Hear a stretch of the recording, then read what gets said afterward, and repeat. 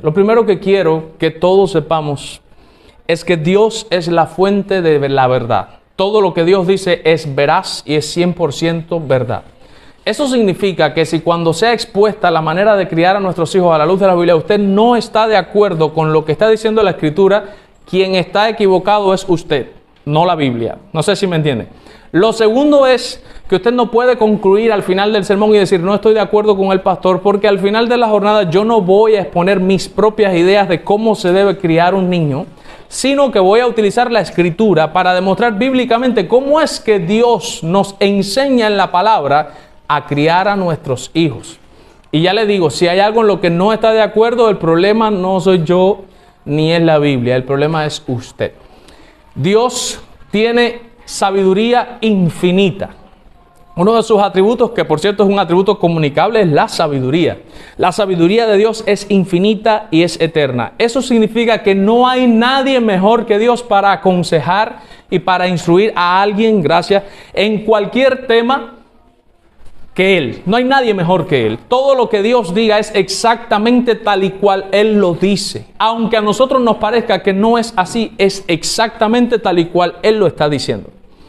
Esto lo estoy diciendo antes de comenzar porque quiero que analicemos a la luz de la Escritura cómo es que se cría un niño y porque sé que a muchos de ustedes les va a chocar muchas de las cosas que la Biblia tiene que decir al respecto. Vamos a orar y vamos a comenzar. Gracias, Señor, porque ahora llegó el momento más importante del culto. Nos vamos a exponer a tu palabra y rogamos que sea expuesta con precisión.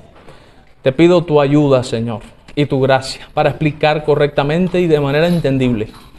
No dejes que salgamos de aquí, Señor, sin haber recibido tu palabra y danos el poder para vivirla. Señor, sabemos que muchos de nosotros somos padres, otros somos abuelos, otros han sido hijos, pero rogamos que nos dé sabiduría, porque muchos de nosotros, aunque ni siquiera seamos padres, necesitamos aconsejar. Ayúdanos, Señor, porque tu palabra dice que nos debemos animar y exhortar y enseñar unos a otros. Te pedimos en el nombre de Jesucristo que nos dé sabiduría de lo alto. Comunica, Señor, este atributo a nosotros en esta área de la vida para que podamos también con nuestras familias darte gloria en todo cuanto hagamos, Señor. Abre nuestra mente y nuestro corazón y ayúdanos a entender lo que tú has establecido y ayúdanos a aplicarlo para el bien de nuestras familias y para tu gloria. Te lo rogamos en el nombre de tu Hijo. Amén. Ok. La crianza de los niños es, sin lugar a dudas, un tema difícil. Lo primero que quiero recalcar es que nadie nace sabiendo cómo es ser padre. ¿Quién de ustedes cuando nació sabía todo lo que tenía que hacer cuando su hijo naciera? Nadie. Desafortunadamente uno va aprendiendo en el camino porque lo tienes que vivir, lo tienes que experimentar para que aprendas a sobrellevar la paternidad o la maternidad. No es tan fácil como se dice. De hecho, yo mismo voy a decir muchísimas cosas que yo mismo he fallado en aplicar porque soy un ser falible. Pero ya les recuerdo, no voy a decir como yo lo he hecho, yo no lo he hecho perfecto. Voy a decir como Dios dice que se debe hacer. Nadie nace aprendiendo cómo ser padre y por eso en el proceso se cometen errores a la hora de educar a nuestros hijos. Sin embargo, Dios ha delegado a cada padre la responsabilidad de conducir a sus hijos por las sendas de justicia y el camino de rectitud que Él ha establecido en su palabra. Es responsabilidad de los padres y no de la iglesia la instrucción de los hijos en los caminos de Dios, como dijo Juan Calvino. Son los padres los encargados y los responsables de evangelizar a sus hijos y de actuar como representantes de Dios para encauzar a sus hijos hacia Dios. El rol de los padres en la crianza es decisivo y de ello depende grandemente qué tan bueno o tan malo vaya a ser tu hijo, qué tan cristiano o inconverso vaya a ser tu hija, o qué tan lacra social o profesional serán tus hijos. Déjeme decirle que depende en gran manera de la crianza. Yo les he hablado otras veces de esto, simplemente lo voy a mencionar. Hay un documental hecho sobre 3 trillizos que fueron separados a la hora de su nacimiento porque su madre los abandonó. Eran trillizos, 3 idénticos, 3 muchachos varones. Hicieron un experimento social. Dieron uno de ellos a una familia de clase alta. Dieron otro a una familia de clase media y dieron otro a una familia de clase pobre. Y resultó ser que la crianza determinó toda su vida en adelante. Aunque eran trillizos y tenían los mismos genes, eran totalmente distintos en el ámbito social porque la manera en que los habían educado había incidido por completo en cómo eran ellos. El que vivió en la clase pobre, que vivió en barrios marginales, rodeado de droga y de delincuencia, que no tuvo padres que los instruyeron bien en las cuestiones que son correctas, terminó suicidándose. El que vivió en la clase alta, en la comodidad, terminó siendo un engreído que tuvo serios problemas para adaptarse a las relaciones intersociales. O sea, no me viene la palabra, pero las relaciones sociales. Interpersonales, esa es la palabra. Y el que vivió en clase media, que fue instruido, que fue educado, es el que mejor se adaptó, el que mejor comportamiento tuvo. O sea, hermanos, lo que quiere decir básicamente la historia del documental es que influye muchísimo la manera en la que criamos a nuestros hijos. Recuerden lo que dice John MacArthur. Yo he hablado de esto aquí. Dios ha puesto restricciones en el mundo porque el pecado está en el corazón de todo ser humano. Por tanto, Dios restringe la maldad a través de 4 áreas. ¿Se acuerdan de esto? Primera área, la conciencia. Dios ha puesto en todo ser humano una conciencia, una ley que lo acusa cuando está haciendo algo malo para que él se limite de hacer cosas malas. En segundo lugar, la restricción familiar. Dios ha puesto un padre y una madre que deben disciplinar, deben castigar y deben corregir al niño cuando da una perreta, cuando dice una mala palabra, y de esa manera, al irlo corrigiendo y enseñarle buenos modales, a ser educado, a ser agradecido, a no ser egoísta, también se va restringiendo el pecado. En tercer lugar, Dios ha puesto una restricción social, que es el gobierno. Dios ha establecido policías, Dios ha establecido tribunales, Dios ha establecido jueces, Dios ha establecido abogados, bufetes, para restringir a aquel que hace daño, a aquel que roba, a aquel que mata, para que sea encarcelado. Y en cuarto lugar, Dios ha restringido la maldad también por medio de la acción evangelística de la iglesia. Al evangelizar y cuando las personas se convierten, obviamente, pues el mal también es frenado. Esas son las 4 restricciones. Hoy nos vamos a enfocar en la segunda, la restricción familiar. ¿Hasta qué punto puede ser una restricción y algo bueno que los padres críen correctamente a sus hijos? Para ello, vamos a estar exponiendo simplemente 3 puntos con respecto a la crianza de los hijos. En primer lugar, vamos a estar hablando de la autoridad de los padres. Usted como padre es quien está a cargo de eso. Segundo lugar, vamos a estar hablando de qué tienen que hacer los padres, en este caso es orientar a sus hijos hacia Dios. Y en tercer lugar, vamos a estar hablando de la crianza de los hijos a la luz del Evangelio. Tengo que hacer un acto de justicia y reconocer que en gran parte me auxilié del libro Cómo pastorear el corazón de tu hijo, de Ted Tripp. ¿Ok? Entonces, en primer lugar, vamos a estar hablando de que tú estás a cargo. O sea, tú eres el padre. Cuando digo padre, no estoy hablando del papá nada más. Estoy diciendo padre y madre. Voy a hablar de manera general, pero entiéndame. Cuando digo padre, estoy hablando de papá y mamá. ¿Ok? Tú eres quien estás a cargo. Vamos a buscar primero algunos textos y después voy a explicar. Vamos a ir a Génesis capítulo 18, versículo 19. En Génesis capítulo 18, versículo 19, vamos a ver uno de esos textos que nos demuestra que somos nosotros los padres los que estamos a cargo.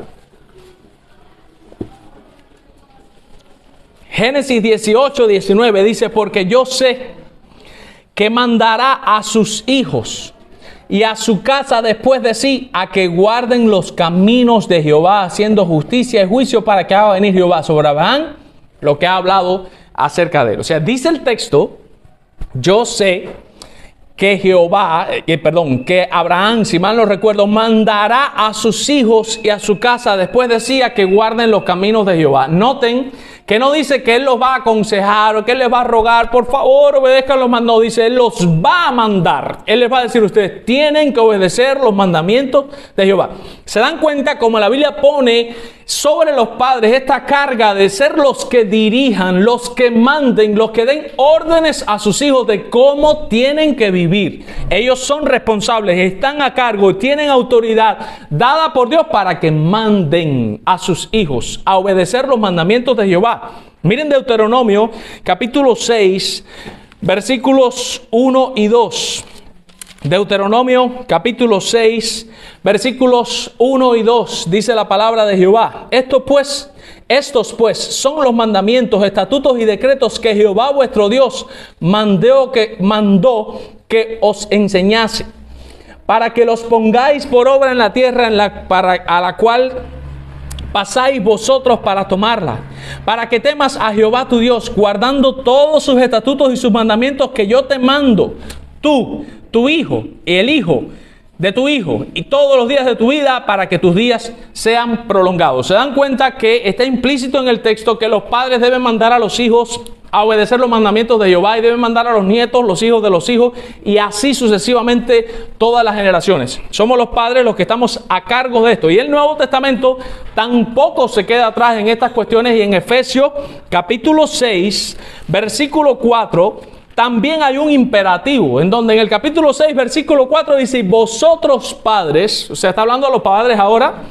no provoquéis a ira a vuestros hijos, sino, y aquí viene la orden, criadlos, críenlos en disciplina y amonestación del Señor. O sea, hay que criarlos en la disciplina del Señor y en la amonestación del Señor. ¿Quiénes? Le preguntas al texto, responde: los padres. ¿Qué significa entonces que nosotros estamos a cargo? Significa que nosotros actuamos como representantes de Dios. ¿En qué sentido representantes? Y déjeme explicarlo.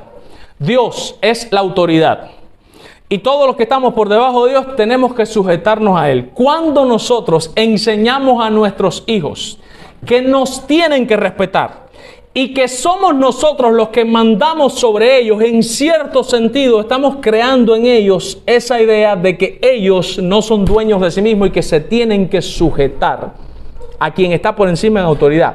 O sea, de cierta manera estamos preparando el corazón de ellos para que ellos el día de mañana se sujeten a Dios. Déjeme decirle algo: si tu hijo no es capaz de sujetarse a ti, que los hijos por naturaleza queremos a los padres, o sea, nacemos amándolos, los queremos porque nos nace internamente. Si tu hijo no es capaz de sujetarse a ti, que te quiere muchísimo menos y que te está viendo, muchísimo menos se va a sujetar a Dios, al cual no ha visto jamás y al cual tiene que aprender a amar con el paso del tiempo, porque no nacemos amando a Dios. De eso voy a estar hablando un poquito más adelante. Por tanto, en ese sentido es que actuamos como representantes de Dios. Es la autoridad, el Padre representa a Dios en el sentido: yo soy la autoridad en esta casa y tú tienes que sujetarte a lo que yo como padre o a lo que yo como madre te estoy diciendo. Cuando ellos aprenden esa idea, después les es más fácil cuando le dices tienes que sujetarte a lo que Dios estableció en tu palabra. Ya está acostumbrado a sujetarse. ¿Ok? Somos representantes de Dios. Escuchen esto: tú no eres un consejero, ni eres un sirviente, eres el jefe. Tienes la autoridad para actuar de parte de Dios. Lo voy a repetir: no eres un consejero, no estás aquí para decirle a tu hijo yo creo que lo mejor para tu vida es esto. No, tú estás para decirle esto es lo mejor y esto es lo que tienes que hacer. No es un consejo, es que sí o sí. No hay otra opción. No te estoy aconsejando, te estoy diciendo que tienes que hacer esto, esto y esto. No te estoy aconsejando de que tienes que dormir a las 10. Te estoy diciendo que a las 10 se acabó tu día para ti. A esa hora tienes que estar durmiendo. ¿Ok? No es un consejo, es una orden. Tú no eres el consejero ni tampoco eres su sirviente. Miren el ejemplo que pone Ted Tripp en su libro. Dice él: como administrador de una escuela, observé que muy pocos padres ejercen su autoridad, sino que más bien toman el rol de consejeros de sus hijos. Muy pocos les dicen a sus hijos, por ejemplo: he preparado un desayuno de avena, que es un alimento muy nutritivo y quiero que te lo comas. Otro día te comes otra cosa. Básicamente se reducen al papel de sirvientes y lo que hacen es preguntarle a tu hijo: ¿qué quieres desayunar? Esto suena muy lindo, pero el niño está aprendiendo a que él es el que toma las decisiones. Este escenario se repite al ser el niño, por ejemplo, el que escoge su ropa, el que determina sus horarios de sueño y de juego, y etc. Cuando el niño tiene entre 6 y 10 años, ya él sabe que él es el jefe. Y cuando tiene 13 años, ya está fuera de control. Porque no fue instruido desde niño de que él no es el que manda. Eso hay que enseñarlo. Como decía Spurgeon, comienza temprano a enseñar porque los niños comienzan temprano a pecar. Porque el hecho de obedecer a la primera le puede hasta salvar la vida. Porque viene el niño caminando en una acera y usted ve, por ejemplo, alguien en una bicicleta que está por la acera y el niño se te corrió y está un poco lejos de ti y no tiene forma de salir corriendo y tú le dices, párate ahí, no te muevas. Si el niño no está acostumbrado a obedecer a la primera, eso puede traer como resultado que él escuchó la orden del padre, pero como él sabe que no puede, o sea, que deja la tercera, la cuarta, la quinta, pues le puede pasar algo al niño. O sea, es sumamente importante, no solamente para... Aquí la idea no es ser malo, como que yo soy el jefe y me tiene que mandar. La idea es que lo estoy ayudando, es por el bien de él. No es porque queremos ser malos padres, al contrario, porque queremos ser buenos padres. Tenemos que aprender a que tenemos que enseñar a nuestros hijos que ellos tienen que obedecer a la primera y que no es una opción. Tú no eres el consejero de tu hijo. Tú no estás ahí para servirle. ¿Qué quieres desayunar? Ponte esta ropa. No, mira, la que quiero es esta, pero esta es la que yo quiero. No, bueno, está bien, ponte esta ropa. No. Yo quiero que te pongas esta ropa y esta es la ropa que te vas a poner. Aunque usted no lo crea, eso lo está enseñando a él, de que él no es el que manda. Que él tiene que sujetarse a ti, eso lo está enseñando a ser obediente. Esos son los niños que el día de mañana avergüenzan a sus padres en las escuelas. Cuando los maestros le dicen, cállate la boca, y el niño no se calla la boca. Y el niño pocón y respondón. La pregunta es, ¿por qué lo hace? Porque en la casa no le enseñaron a que tenía que respetar a los padres en primer lugar y que por consiguiente tiene que respetar a los maestros y a todos los demás. El niño que está rechazando a someterse a la autoridad de los padres está en grave peligro. Y esto es sumamente importante porque en Éxodo capítulo 20 versículo 12 viene el quinto mandamiento. Honra a tu padre y a tu madre. Y del decálogo, el primer mandamiento que viene ahí con promesa es el quinto mandamiento. Para que te vaya bien todos los días de tu vida. O sea, hay una promesa de Dios ahí de que los niños obedientes les va a ir bien todos los días de su vida. Está implícito en el texto todo lo contrario. Los niños rebeldes que no se sujetan a los padres les va a ir mal. Eso es lo primero. Hay una amenaza implícita en el quinto mandamiento en donde si los niños no obedecen a los padres hay una amenaza de que serán castigados por Dios y les va a ir mal en esta vida. Y hay una bendición, hay una recompensa y es que les va a ir bien. Y en segundo lugar, porque el niño no es inclinado a lo bueno. ¿Se recuerdan la canción de Buena Fe? Todos nacimos ángeles. Nada en el reloj de la culpabilidad, todo en el reloj de la inocencia. ¿No escucharon la canción de Buena Fe? Eso es una herejía.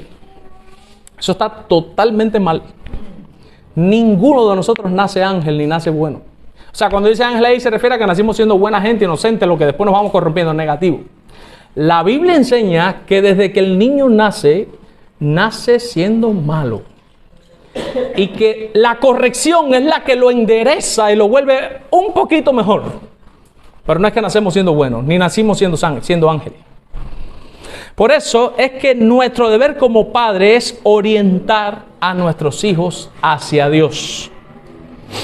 Por ejemplo, vamos a poner el típico ejemplo de un niño que está jugando con otro niño y hay un carrito en la esquina. A nadie le importa el carrito, puede ser hasta el más feo de todos los juguetes, pero cuando el otro niño cogió el carrito, ay, mira qué casualidad, ahora fue que el otro se dio cuenta que él quería jugar con el carrito. Cuando vio al otro con el carrito.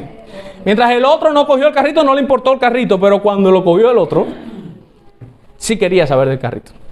Y ahí comienza esta lucha entre ellos dos de jalar el carrito y llora y grita y porque quiero el carro, que es mío, no que estudie, que yo lo cogí primero. ¿Qué es eso? Eso es egoísmo. Eso es maldad en el corazón del niño. Porque si el niño hubiese estado con el carrito de él y viene el otro y se lo quiere quitar, tú dices, no, él se está defendiendo porque él estaba jugando. Pero si nadie tenía el carrito y el otro lo coge y ahora quieres tú con el carrito, ahí te dice que hay un problema en el corazón del niño.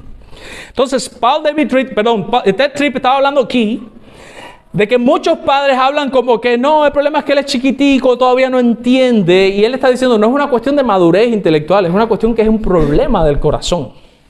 Y miren lo que dice. Nunca debes concluir que sus problemas son falta de madurez. No hay una edad en donde se quita el egoísmo ni la rebelión. Estas cosas no tienen edad para desaparecer porque no son un reflejo de la inmadurez, sino que son un reflejo del pecado. Por tanto, desde niño, cuando eso ocurre, lo que se enseña es que tan pronto ocurre la falta, automáticamente tiene que venir la reprensión del padre. Lo otro que se aconseja es que se le diga al niño por qué se le está castigando o por qué se le está censurando, porque él tiene que saber cuál fue la falta que cometió, cuál fue el agravio y por qué es que se están tomando medidas. Básicamente ahí es donde entra la parte de hablarle de la ley de Dios, usar la ley para convencerlo de que ha quebrantado una ley contra Dios. Y en ese sentido ya lo estás, quiero decir una palabra que me puedan entender, adoctrinando, amaestrando, para que él sepa que lo más importante en esta vida es obedecer lo que Dios dictamina. Porque va a llegar un momento en que tu hijo se va a ir de tu casa y ya papá y mamá no van a estar ahí para decirle lo que tiene que hacer y queda él solo en la vida. ¿Qué lo restringe entonces? ¿Papá y mamá? No. La ley de Dios, lo que tú le sembraste en el corazón. Hermanos, esto tiene un poder inmenso. Y les voy a poner un ejemplo. ¿Cuántos de ustedes han conocido una persona que sus padres lo criaron en la iglesia? Y en algún momento la persona se apartó, fíjense, o se enfrió y se casó con una persona inconversa. Y tú dices, no, cometió un pecado. Sí, en cierto sentido, pero no se acostó con la persona hasta que no firmó y se casó. Te das cuenta que aunque se salió un poquito de lo correcto, había como cierto temor adentro de que yo no puedo tener relaciones sexuales si no me caso, porque eso a Dios... Aunque fíjense, aunque está desobedeciendo porque se está casando con una persona inconversa, pero queda algo por allá adentro de que la ley de Dios, eso está mal delante de Dios a pesar de que está frío. ¿A qué se debe eso? Respuesta, a la enseñanza que le inculcaron los padres desde chiquitico. Eso significa que incluso aunque se aparten un poco, si usted hizo bien su labor como representante de Dios, como agente de Dios, eso puede traer, aunque sea a largo plazo, buenos resultados. Tiene una influencia increíble. Por ejemplo, vamos a seguir argumentando esta idea de que los niños no son buenos. Vamos a mirar algunos pasajes de la Escritura. Vamos a ir al Salmo 51. En el Salmo 51, versículo 5, y esto es algo que quiero que quede bien claro, porque tengo miedo. Ustedes saben que hay personas que dicen sí, amén, pero realmente no creen nada de lo que uno está diciendo. Yo quiero que quede claro, no somos buenos. Mírenme bien, Janior Heriberto, llevo 15 años de ser cristiano. 15 años de que Dios me haya salvado. 12 de ellos ya frente a iglesias. Vamos a decir que pastoreando hace 12 años por 5 iglesias distintas en 4 provincias distintas de este país. He estado en ciudades grandes como Santiago de Cuba y he estado en el medio del monte frente a un río en casa de tierra con techo de guano. O sea, he pasado de lo sublime a lo ridículo, a estar arriba en la cima, a estar abajo en el lodo, en todos lados. Yo no soy bueno. Que les quede claro, yo no soy una buena persona. Ninguno de nosotros es una buena persona. Nadie es bueno. El único bueno ha sido Cristo y Dios. El propio Cristo, que sí era bueno, cuando le dijo a alguien, maestro bueno, ¿qué le respondió Cristo? ¿Por qué me llamas bueno? ¿No sabes que no hay nadie bueno sino uno solo? El Padre, Cristo, y Él sí era bueno. Sin embargo, Él como humano, como Él estaba representándonos a nosotros, Él no quiso identificarse con esa parte buena, sino que se identificó con nuestra maldad y no dejó que lo llamaran bueno. Yo no soy bueno. No soy bueno. Como dice Paul Washer, cada uno de nosotros tiene un Hitler adentro, aunque usted no lo crea. Cada uno de nosotros puede llegar a matar, a asesinar, si Dios no nos restringiera por medio de su gracia. O si Dios no nos hubiese salvado, hubiese puesto temor de Jehová en nuestros corazones. Si Dios no pusiese restricciones en nuestra vida, cada uno de nosotros es un Hitler en potencia. Esa maldad está ahí. Y esa maldad hay que sofocarla. Y como bien dice John Owen en su libro, si tú no terminas matando el pecado, él te va a matar a ti. Pero eso es una guerra. O tú lo matas a él o él te mata a ti. Para ahí está esa guerra. Salmo 51, versículo 5. Miren lo que dice David, inspirado por el Espíritu. Dice, he aquí, en maldad he sido formado y en pecado me concibió mi madre. Lo que está diciendo el texto no fue que ella se acostó y tuvo relaciones sexuales y me concibió el pecado. No es eso lo que dice. Lo que está diciendo el texto es que desde que mi propia concepción ya el mal, la maldad está metida en mi ADN y en mis genes por todos lados. Es lo que está diciendo. En el mismo libro de los Salmos, pero el Salmo 58, el versículo 3 del Salmo 58 viene de nuevo a refrendar esta misma idea. Salmo 58, versículo 3 dice, se apartaron los impíos desde la matriz. ¿Dónde está la matriz? ¿Qué es la matriz? Desde el mismísimo vientre, ya están apartados. Se apartaron los impíos desde la matriz, se descarriaron, hablando mentira desde que nacieron. Veneno tienen como veneno de serpiente y son como el áspid sordo que cierra su oído, que no oye la voz de los que encantan, por más hábil que el encantador sea. ¿Se dan cuenta que el problema no es que yo aprendí en el camino a ser malo? Es que yo nací siendo malo.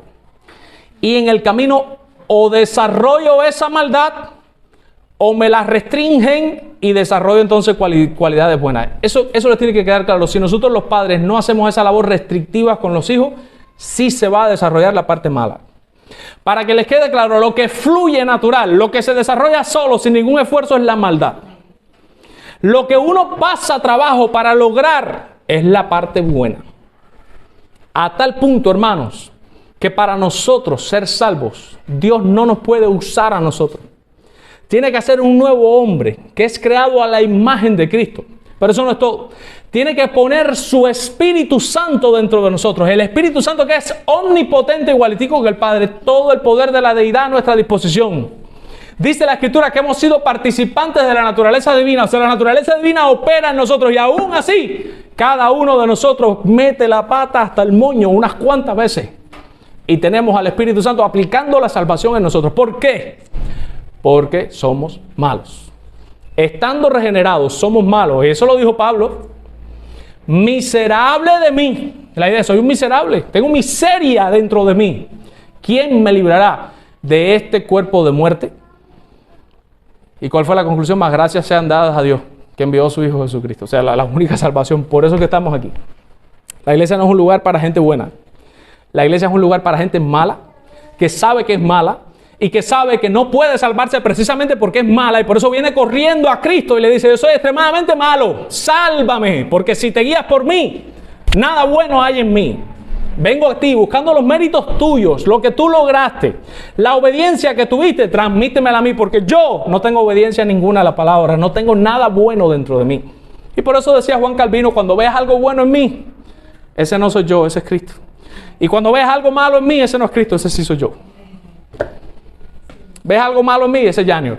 ¿Ves algo muy bueno? Ese es Cristo. Proverbios 22. Miren, ahí mismo pasen unas cuantas páginas de los Salmos y vamos a ir a Proverbios 22, versículo 15.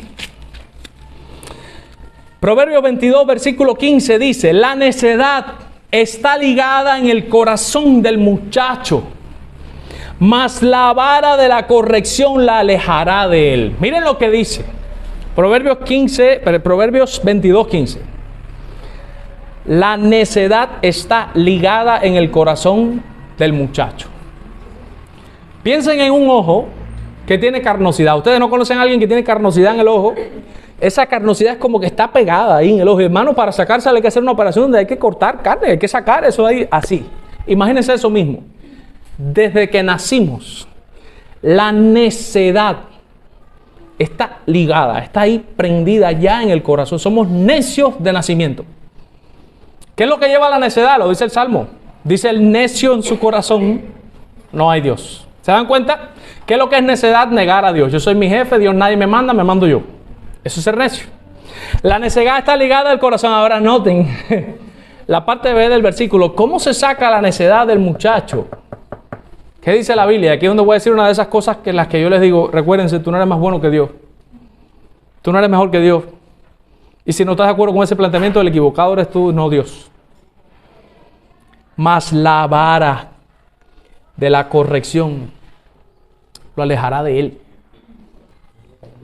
Dice, lo castigarás con vara y librarás su alma del Sheol. Sheol, traducido al griego es Hades, y Hades la traducción al español es infierno. Lo vas a librar del infierno.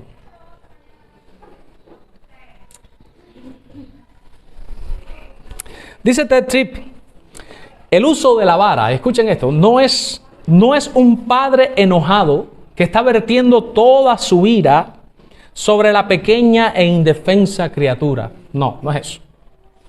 La vara es usada por un padre fiel que reconoce el estado peligroso de su hijo, que necesita ser rescatado de la necedad y de la muerte, que es el resultado de la rebelión de su corazón. Cuando tú castigas a alguien, cuando tú lo reprendes, cuando tú lo corriges, es porque de verdad lo amas. Miren Apocalipsis capítulo 3, versículo 19. Apocalipsis capítulo 3, versículo 19.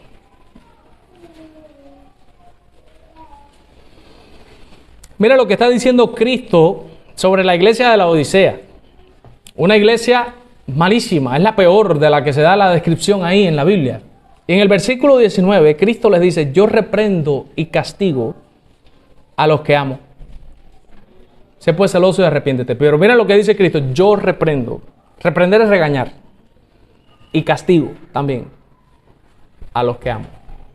O sea, en la mente divina, castigar es amor. Que quede claro, es amor. Si usted se para ahora delante del mundo y dice, castigar a un niño es amarlo, y empiezan, ¡guau! Se baratan de la risa. Pero es que eso lo está diciendo Dios. Y ya les digo, Dios es la fuente de toda verdad. Y las cosas tal y cual Él las dice son tal y cual son. No hay nadie más sabio que Él. Y Dios mismo está diciendo que el castigo es amor. Miren Hebreos capítulo 12. Vayan unas cuantas páginas atrás y busquen a Hebreo. El capítulo 12 de Hebreo, versículos desde el 5 hasta el 11 es la misma idea. El castigo es amor.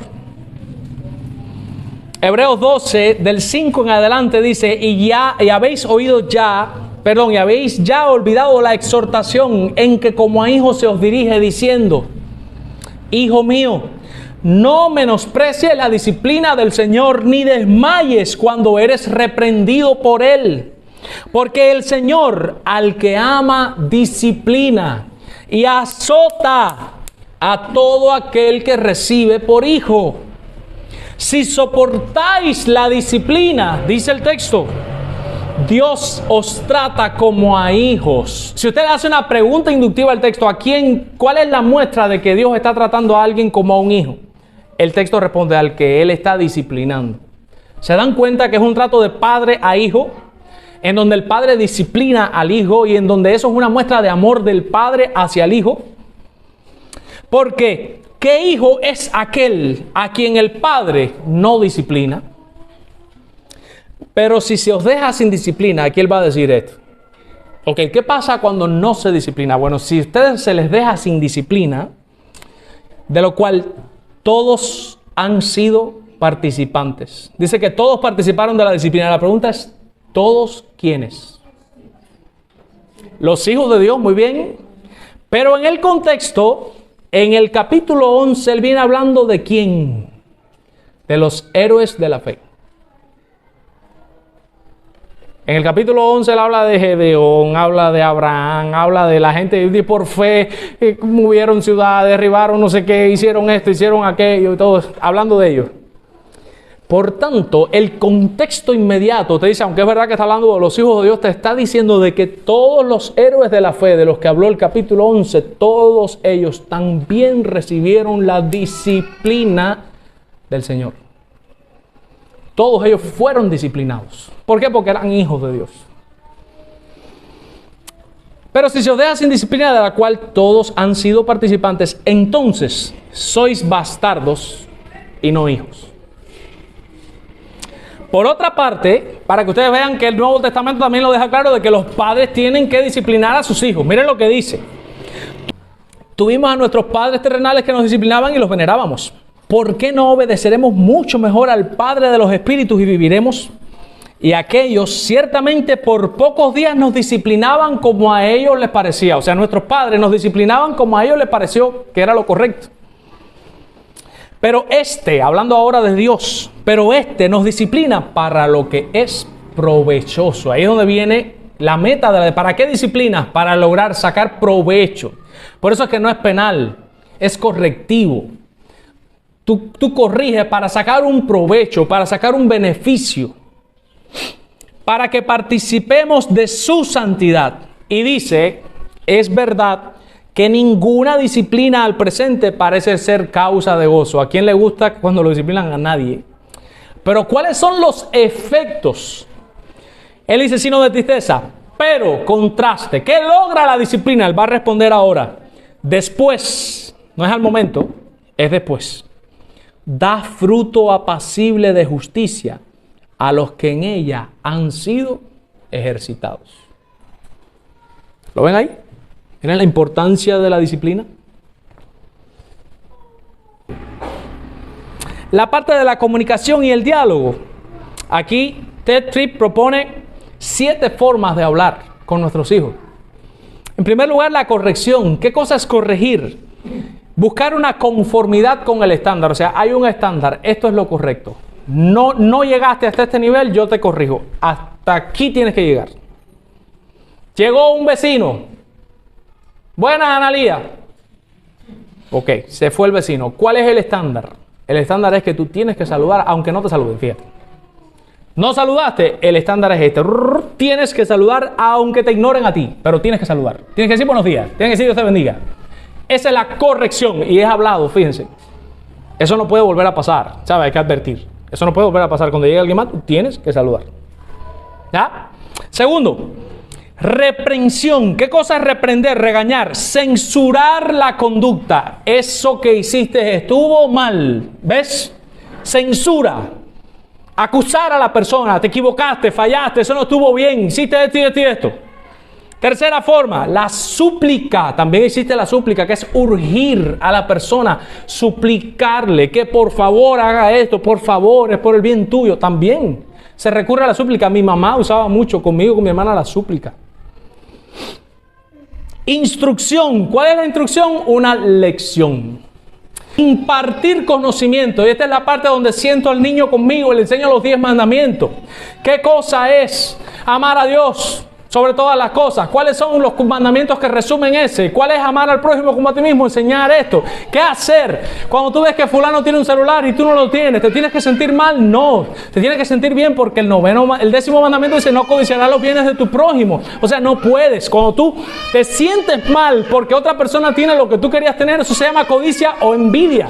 En otras palabras, y eso es pecado. Eso a Dios no le gusta. Tú tienes que alegrarte cuando tú ves que a fulanita le regalaron un Nintendo. Tienes que ponerte contenta porque mira qué bueno, si hubiese sido tú, qué contento estarías. Tienes que ponerte en el zapato así. Esa también existe, la enseñanza. Y la última, y no la menos importante, la oración. Enséñele a sus hijos a orar. Todo eso es formas de comunicación y diálogo que también ayudan. Y ojo, antes de pasar al último punto, no pueden bajar la guardia cuando las cosas vayan bien. Ted Tripp en el libro decía que él observó un ciclo de unos padres que no sabían por qué. ¿Cuál era el ciclo? El hijo estaba rebelde, ellos tomaban medidas, el hijo entraba por caja y cada cierto tiempo volvía el hijo a la misma rebeldía y tenían que volver a tomar las mismas medidas para que volverlo a regresar. Y él dice, ¿cuál fue el problema? El problema eran los padres.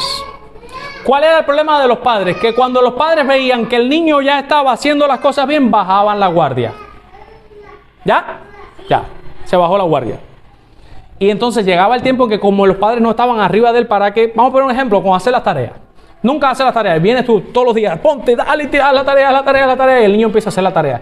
Cuando ya tú ves que está haciendo la tarea, te descuidas de la tarea y no, él la va a hacer y vuelve a caer después con el tiempo en el mismo error, porque no estuviste arriba del error.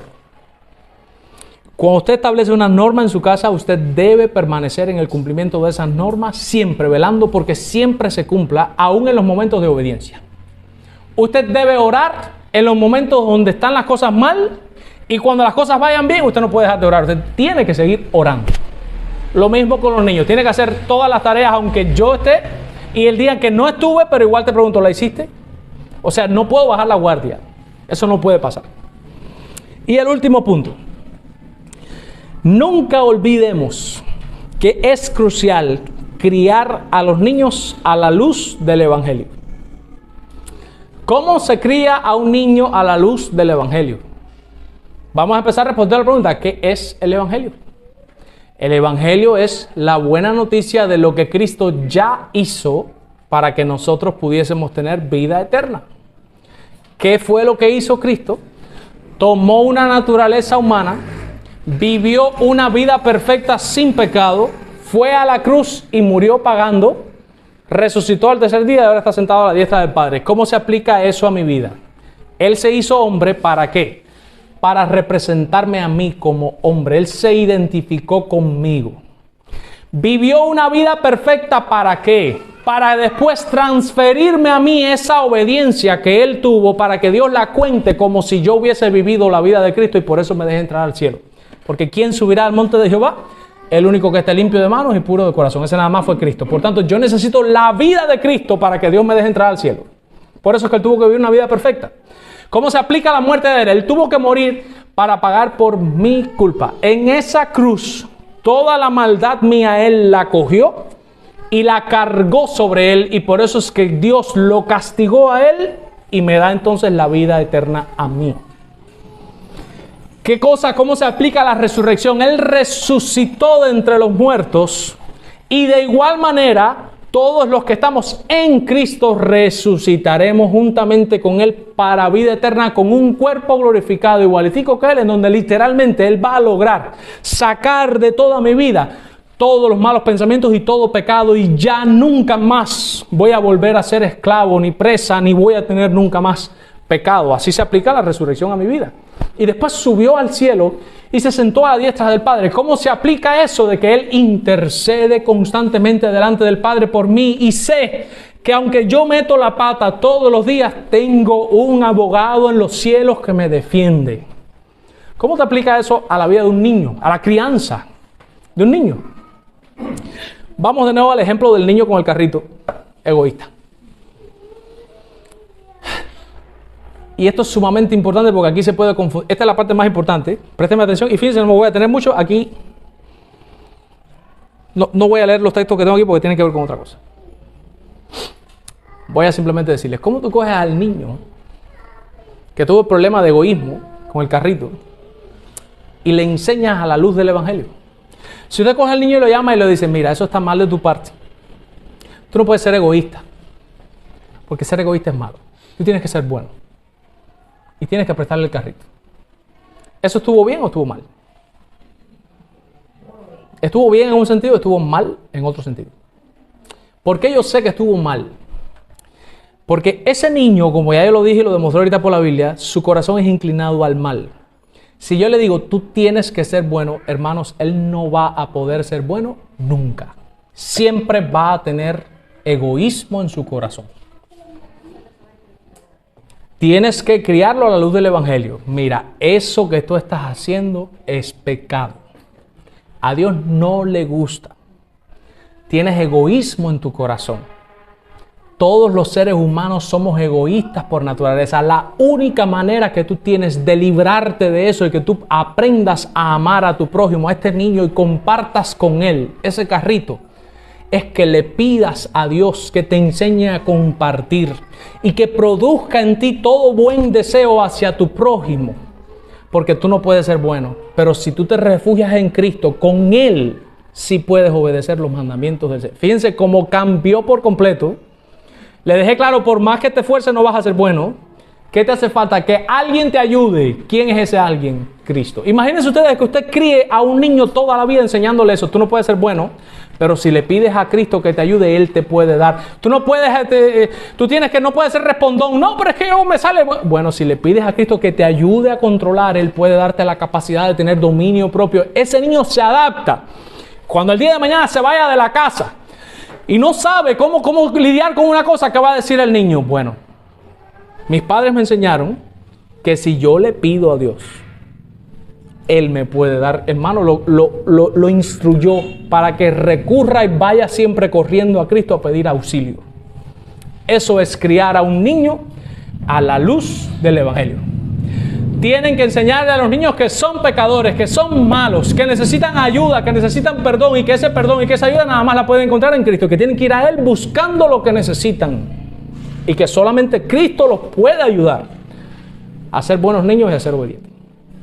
Eso es criarlos a la luz del Evangelio. El libro de Ted Tripp se llamaba Pastoreando el corazón de tu hijo.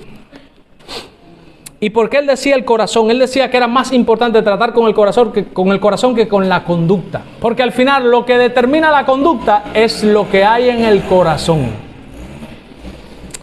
Miren en Proverbios 23, 7, la parte A. Proverbios 23, 7.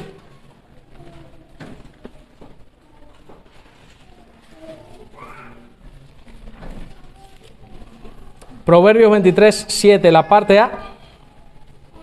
Miren esta gran verdad. Dice, porque cuál es en su pensamiento. Porque cuál es su pensamiento en su corazón, tal es él. ¿Qué está diciendo el texto? Que tú puedes saber quién es la persona en dependencia de cuál es el pensamiento que abunda en su corazón. Y pregunto otra pregunta, ¿cómo tú sabes qué es lo que abunda en el corazón de alguien? Cristo lo enseñó. De la abundancia del corazón habla la boca. O sea, lo que tú tienes aquí es lo que sale por aquí. Eso significa que cuando tú prestas atención a lo que está diciendo una persona, tú puedes deducir qué tiene en su corazón. Y tal y cual lo que tiene, así mismo es. Tal y cual lo que tiene, así mismo es. Cada cual vive según es. Por ejemplo, usted ve un niño, yo quiero un celular, yo quiero un Samsung, no sé qué, fulano tiene un iPhone, no sé qué cosa. ¿Qué te está queriendo decir? El corazón, su boca está hablando de que en su corazón hay codicia y hay vanidad. ¿Qué significa eso? Que el niño es vanidoso y envidioso. ¿Se dan cuenta? Por oírlo hablar, ya usted sabe con qué es con lo que hay que trabajar, con la vanidad, con la envidia, porque es su mayor problema. Y criarlos a la luz del Evangelio. Amén. ¿Hemos entendido algo? Vamos a orar.